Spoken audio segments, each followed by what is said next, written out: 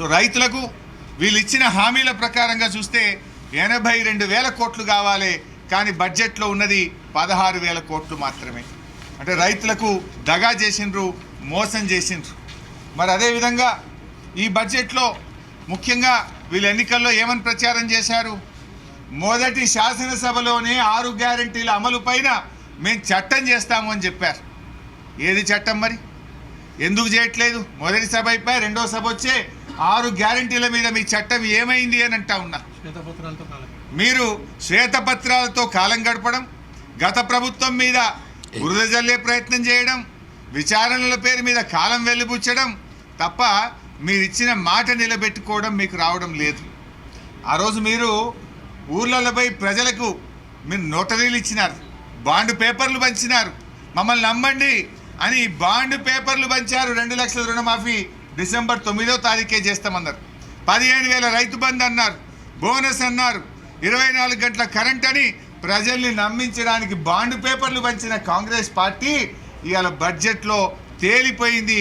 రైతులకు దగా చేసిండ్రు, ప్రజల్ని మోసం చేసిండ్రు. అసలు బడ్జెట్ ప్రసంగంలో ఎక్కడన్నా 100 రోజుల ప్రస్తావన ఉందా అండి? ఆల్రెడీ 60 రోజులు దాటిపోయింది, మిగిలింది 37 రోజులు. మరి ఎక్కడన్నా బడ్జెట్లో గౌరవ ఆర్థిక మంత్రి గారు చెప్పిన ప్రసంగంలో 100 రోజుల్లో మేము ఇచ్చిన హామీలు అమలు చేస్తామనే ప్రస్తావన ఎక్కడన్నా ఉన్నదా? అంటే దాన్ని బట్టి ఇప్పుడే కాంగ్రెస్ పార్టీ చేతులు ఎత్తేసింది. 100 రోజుల్లో మేము చెయ్యలేము అని చెప్పకనే బడ్జెట్ ప్రసంగం ద్వారా ఇలా రాష్ట్ర ప్రజలకు చెప్పింది కాంగ్రెస్ పార్టీ. నిజంగా మీరు 100 రోజుల్లో చేసేది ఉంటే చెప్పాలి కదా. ఎందుకు బడ్జెట్ బుక్లో నీ బడ్జెట్ ప్రసంగంలో మేము మా 6 గ్యారంటీలకు 13 హామీలకు కట్టుబడి ఉన్నామనేటువంటి మాట ఎందుకు చెప్పలేదు అని చెప్పి మేము ఈరోజు ప్రశ్నిస్తూ ఉన్నాం. ఇంకొక విషయం, వాళ్ళు పచ్చి అబద్ధాలు మాట్లాడుతుంది కాంగ్రెస్ పార్టీ. ఇవాళ బడ్జెట్లో కూడా ఏమన్నారు?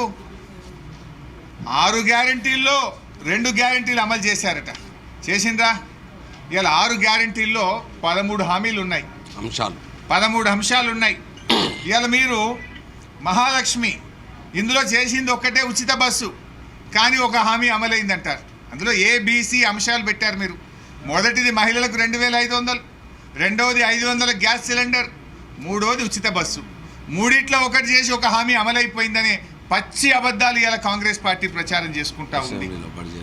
అదేవిధంగా ఇలా చేయూతలో 2 ఉన్నాయి. ఒకటి 4,000 పెన్షన్, రెండవదేమో 10 లక్షల రూపాయల ఆరోగ్యశ్రీ. ఇదే ఇంతకు ముందే అమల్లో ఉంది, అలా కొత్తగా చేసేది ఏం లేదు. అదేదో మేము చేస్తున్నామని చెప్పి నమ్మించే ప్రయత్నం. అసలు ఇవ్వాల్సింది ఇలా అన్నార్థులు, అభాగ్యులు, పేదలు, వితంతువులు, ఒంటరి మహిళలు, వృద్ధులు, ఇలా వాళ్ళకు 4,000 రూపాయల పెన్షన్ ఇవ్వమంటే మొండి చేయి చూపించారు మీరు.